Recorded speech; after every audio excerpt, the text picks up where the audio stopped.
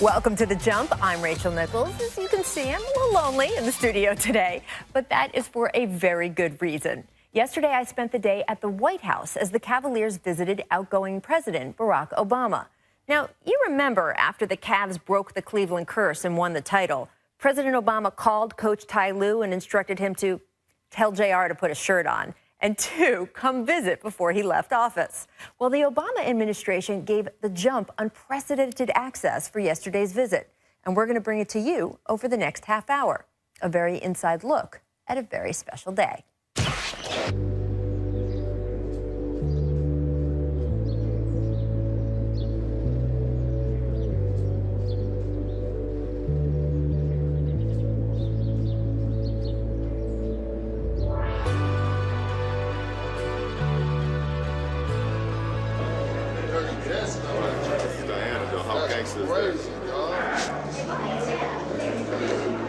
To actually be inside the White House, this is crazy. So what are you expecting? Honestly, I don't know.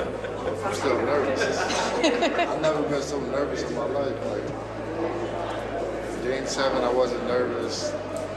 Like, you know, before every basketball game I played, other than Game 7 last year, I was nervous with butterflies, but like, this is something, I don't know. Finally get to meet the president and first lady is just, I don't know, it's kind of weird.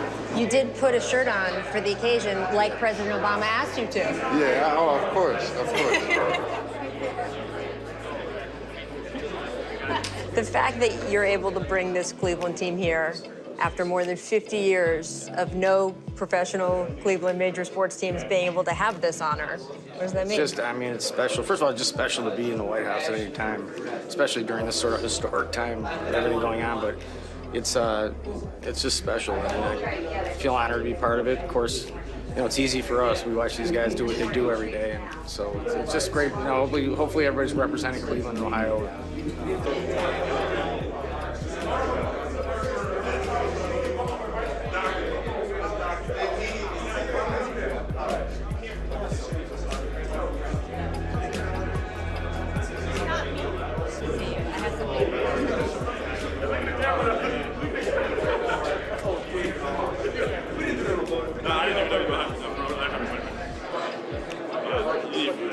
So this was the rehearsal for when you're supposed to line up to meet the president. Did you know that as professional athletes you would have to rehearse to stand in line? No, we didn't know it'd be like grade school where we had to line up from like tallest to smallest. I know. So you guys are the they said tallest to smallest, and you are now the front of the line. Right, and they lied to me, and I was like the third one, which isn't true. So today you're one of the taller ones. Right. Because of the shoes you got on. And they're running a buddy program, so you got to know who's on your left and who's on your right. So if anyone gets lost, find your partner. Who's your buddy? I've done this twice before, so I knew it was coming. I was going to say. Right. Are you giving them advice No, I let them on how to behave in the White House? You know, it's the novelty of the first experience, so I'm allowing Well, them. I've been here twice, but it's okay. I did a domestic violence PSA 2 years ago. Tristan. Yeah, it's Tristan. He's Canadian. Doesn't really know how to Yeah, act exactly. like American anyway. So This is a big day for me. yeah, it's a big day. Enjoy it. That's good. Well, congratulations on being tall. Thank you. Good job so far. Thanks, More than anything, Great that's DNA got on me the to machines. where I am today.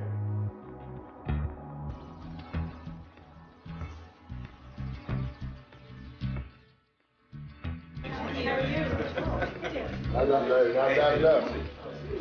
How are you? Hey, come on.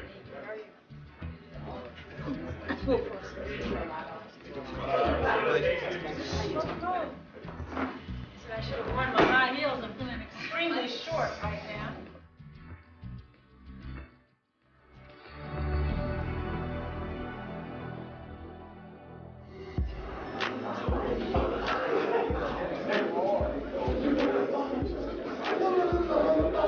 Cavaliers! Yeah!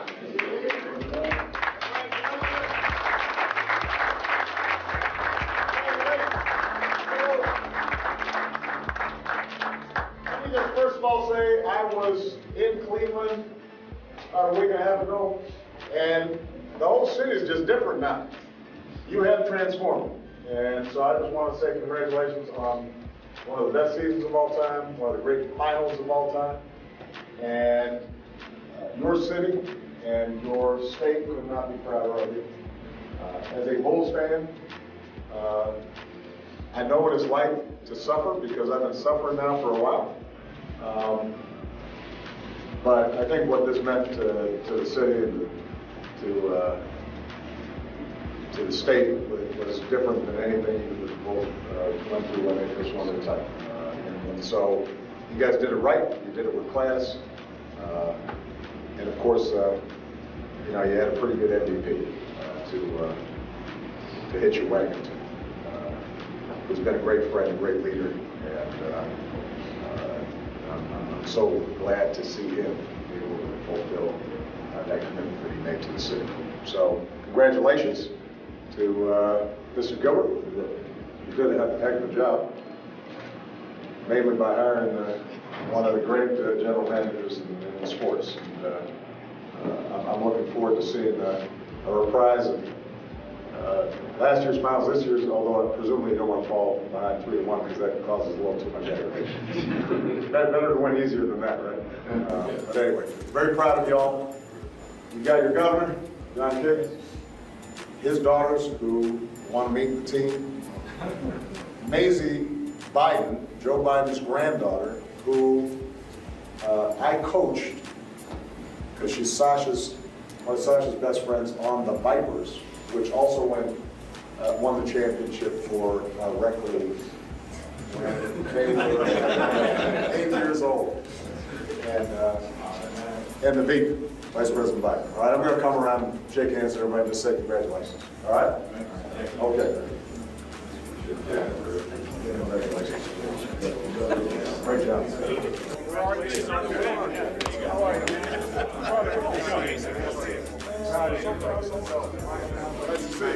Speaking of old guys who can still hoop, Big Talk is one more season.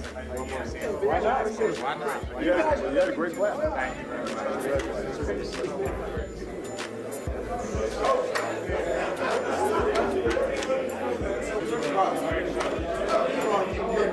My best friend. You may remember from my birthday we played. Yeah, I remember. Good to see you again, man. I appreciate it. You know, this is a Columbus guy, so. Oh, it's all good. Hey, how are you? Good to see you. What is this on camera here? This is We're being ESPN. recorded. Yeah, you're being recorded. Can you say what these White House visits mean to you, to have all these sports teams come in over the years? It's so much fun, and it's especially great for the staff and people who work in government who are crazy fans to be able to meet their heroes and cheer them on. Do you know any crazy sports fans? Oh, no. No.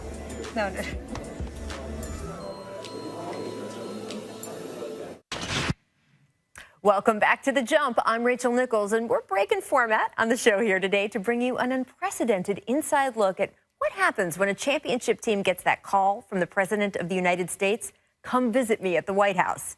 Yesterday, it was the Cleveland Cavaliers' turn, and we got to tag along. Take a look. Ladies and gentlemen, the President and Vice President of the United States. Hello, everybody. Welcome to the White House, and give it up for the world champion Cleveland Cavaliers. That's right, I said world champion and Cleveland in the same sentence. That's what we're talking about when we talk about hope and change. I also, before I go any further, want to give a special thanks to J.R. Smith's shirt for showing up.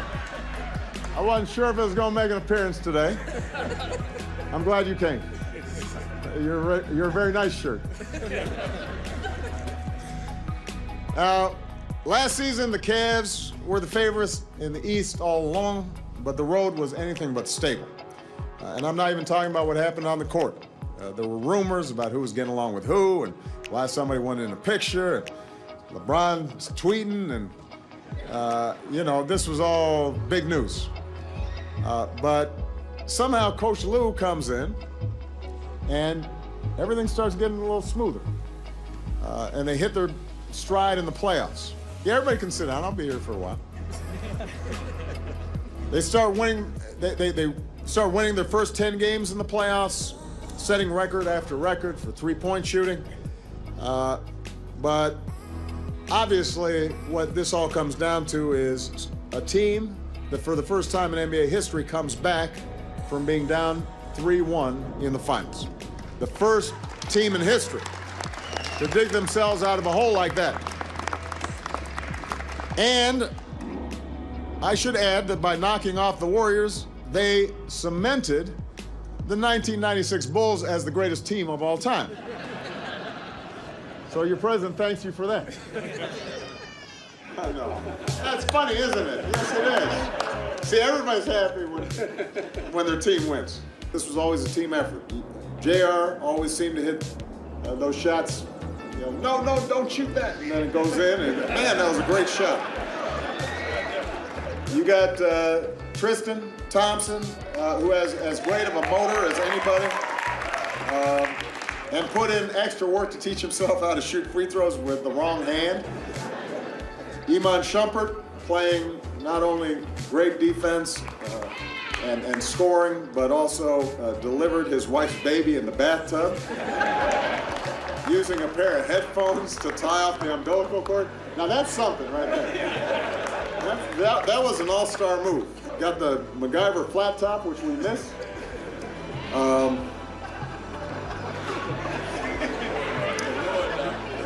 And of course,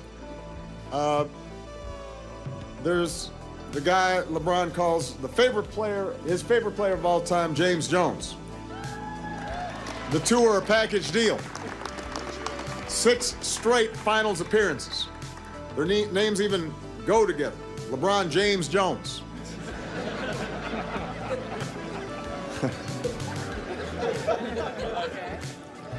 I know that Cleveland could not be happier and prouder of having this trophy, but this was already a championship group of guys even before last year, and you should be very proud. Give it up for the world champs one last time.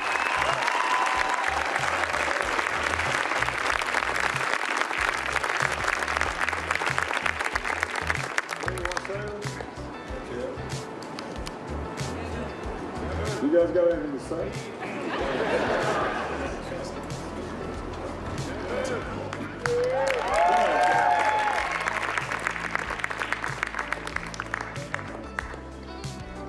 So from the 2016 World Champion Cleveland Cavaliers, we wanted to present this 16 Obama jersey. I like this. Come on, guys. Now,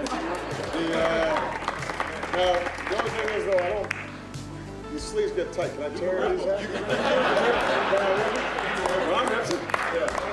I'll show you exactly how to do it. I'm joking. All right. Well, why don't we strike the podium here so we get a better picture? Team, come on up.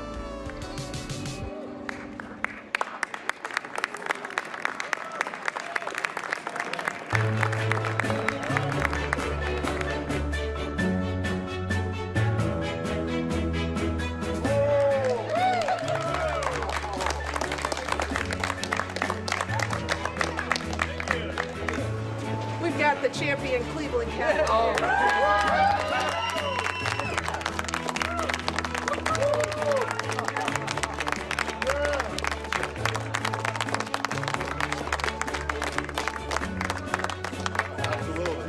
What's up, guys? On behalf of, as Dante shake hands as he usually does, on behalf of myself and my teammates, and we're just happy to be here, with you guys. And we have a huge surprise too. Oh, Kyrie has a trophy over there for you guys if you guys want to take a picture with it. Oh, you didn't even show me the trophy. Well, I'm sorry. We're gonna keep the trophy here for you for a couple days. But the biggest surprise out of all of it, not only seeing, the First Lady and also getting to see us, but tomorrow night, we're gonna invite you guys to our game against the Wizards tomorrow night. So hopefully we can put on the show for you guys. And we want to just say thank you for all your guys' hard work and dedication and what y'all do to keep our people are laying safe. So, thank you. We have a gift for you and your president. Yeah, it was a T-shirt that we wanted to give to you. So it's a Cleveland shirt. I don't know if you can wear it. I can wear it. You know, in a few more months, I can wear whatever I want. Thank you for having me. Thank you, you guys.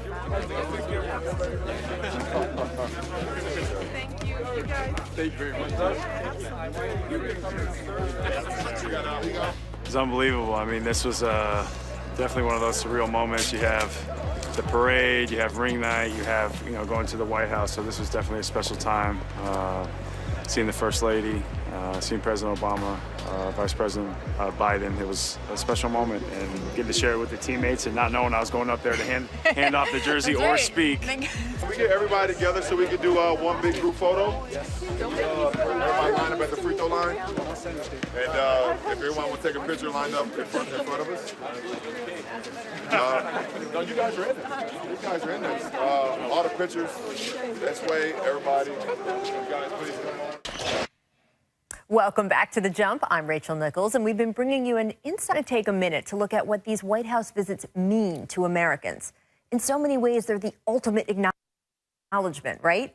They tell a team that not only did they win a championship, but that championship and those who earned it, well, they matter to the most powerful person in the world, and by proxy, the rest of the nation. So what's fascinated me about the Obama administration is how they've used these visits to help redefine which kinds of Americans get that official seal of approval. Sure, there have been the regular parade of Super Bowl, World Series, NBA champs. These types of White House visits go back as far as 1865. President Obama didn't invent them. But he has significantly expanded who gets an invite. This past September, the president received not only the most recent U.S. Olympic team, but relatives of the 18 black athletes from the 1936 Olympics. You know, the games where Jesse Owens dominated his events in front of Adolf Hitler. At the time, neither Owens nor any of the other black athletes from the 1936 team were acknowledged. So President Obama did something about that. He's also welcomed Paralympians, teams from non-traditional sports, more women's teams. And he's made sure that when he does, those who might be influenced the most are watching.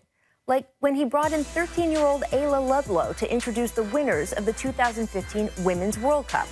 Now, Ayla began the proceedings by reading from a letter that she had written to the White House over that summer.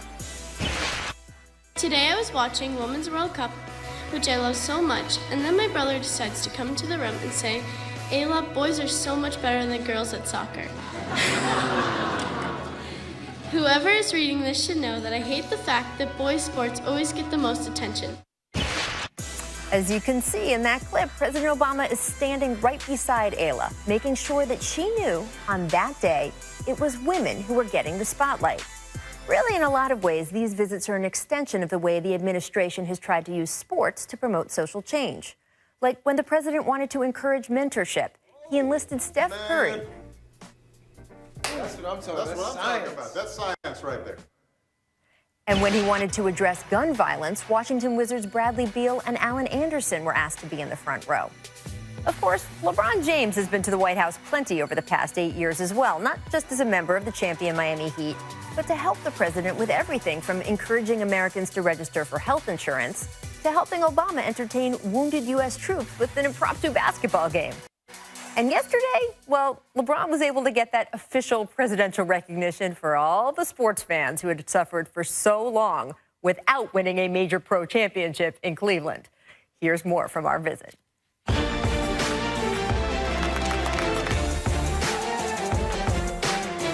So this is your third championship visit to the White House. You've been here more times, of course, but how did this rate? Because this was the Cleveland visit.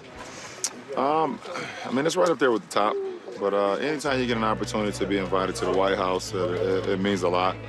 And especially, you know, with Barack and Michelle being here, you know, for me as an African-American kid and knowing the statistics of how we grow up and people saying that, you know, you can't be everything that you dream to be, and they just broke the mold. So for me to be able to bring my Cavs teammates here, it means a lot.